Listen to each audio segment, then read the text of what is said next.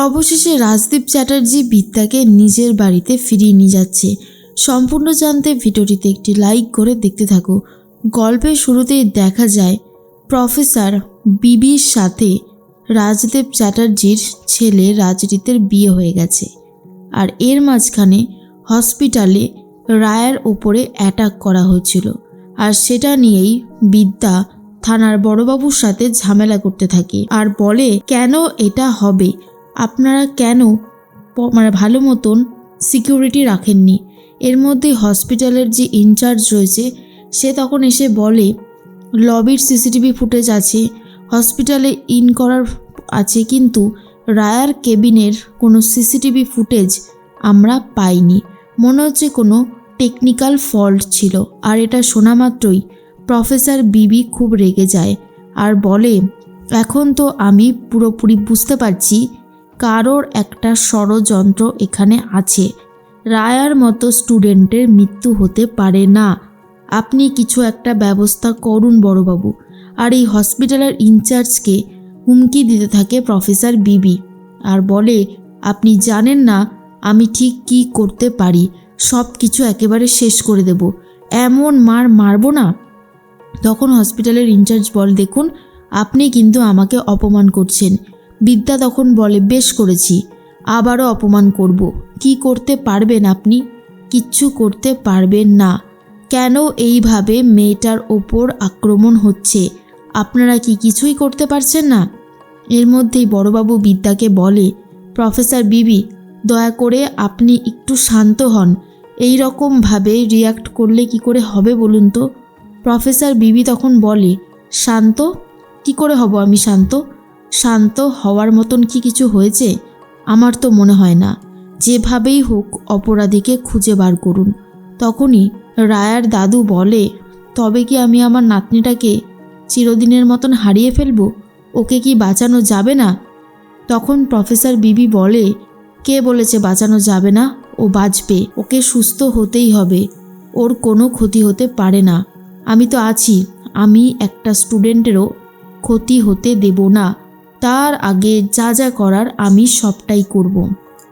এর মধ্যেই তখনই দেখা যায় ফোন করেছে তোরসা আর বলে তোমাকে আমি নিজের মেয়ের জায়গাটা দিতে চেয়েছিলাম, তোমাকে আমি বলেছিলাম ভালোবাসতে আর বলেছিলাম তোমার বোনের বিয়েটা ভালোবেসে দিতে, কিন্তু তুমি কি করলে এটা? তুমি নিজের সিঁথিতে সিঁদুর পরে নিলে, তোমার বোনের সিঁথির সিঁদুর উঠল না, সব কিছু হয়েছে তোমার জন্য।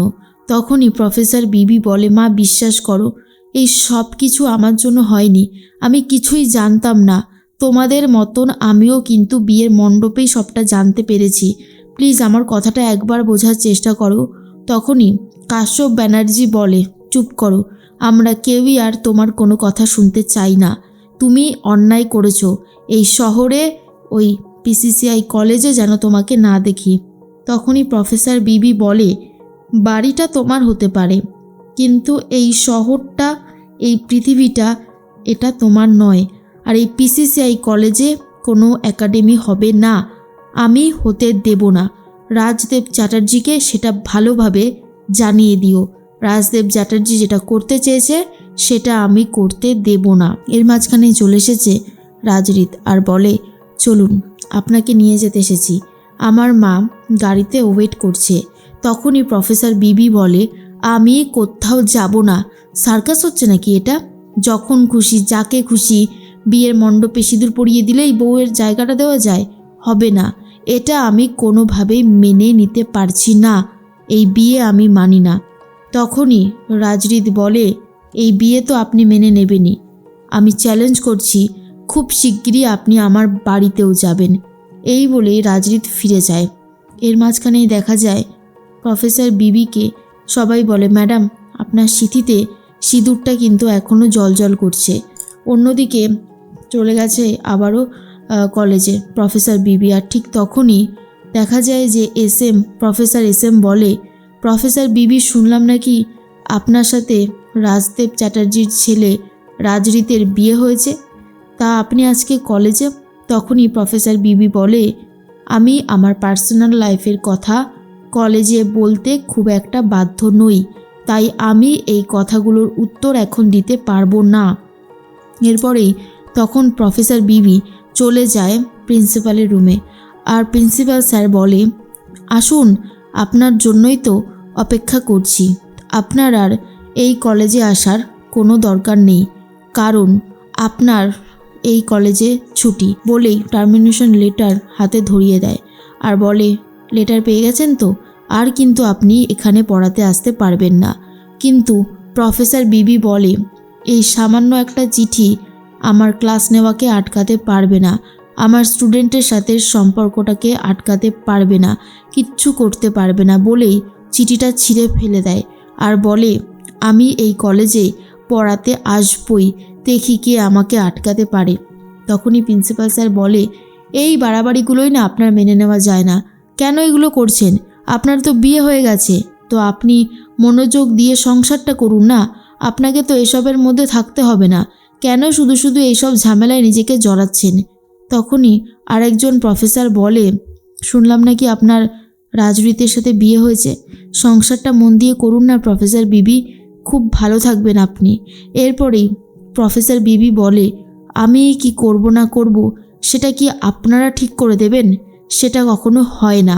আমি কি করব সেটা আমি জানি, আপনাদেরকে এর মাঝখানে ঢুকতে হবে না। এর মাঝখানেই তখনই রাজদেব চ্যাটার্জি এসে বলে, প্রফেসর বিবি, তোমাকে আমি নিতে এসেছি।